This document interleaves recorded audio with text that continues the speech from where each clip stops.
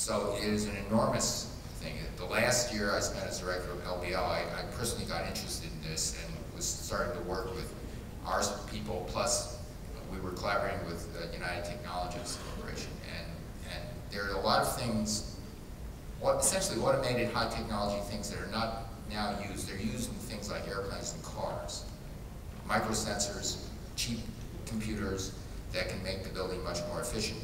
Just as the microsensors and computers on your car actually drag out 20–30% more energy, more locomotive force and power per unit of gasoline than the older engines did, because the computer is constantly sensing what the engine's doing, what the accelerator's doing, and it constantly adjusts the timing, the fuel mix, everything, and on a second-by-second basis tuning your car.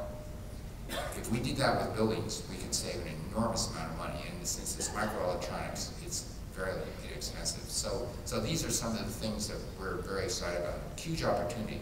This is, again, one of these technologies the United States should lead in. Sorry, but this is the last question that we can do.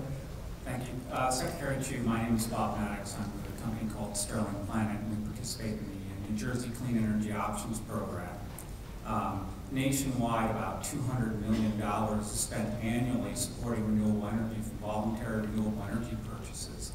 And the concern is, under the Waxman Markey bill in the Senate draft now, there is no provision to reward those people with sort of carbon benefits when they buy renewable energy.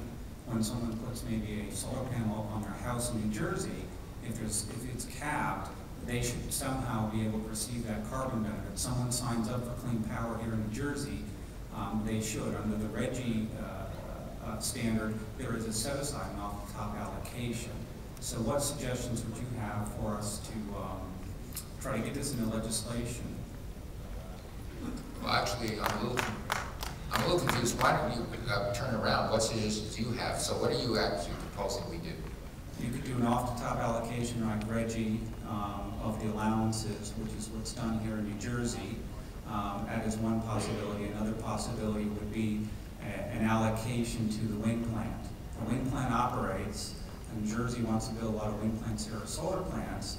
They should be given a carbon credit for that. That would be another possibility. Okay, yeah.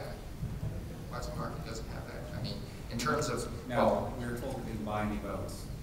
Oh, well, I will look into that.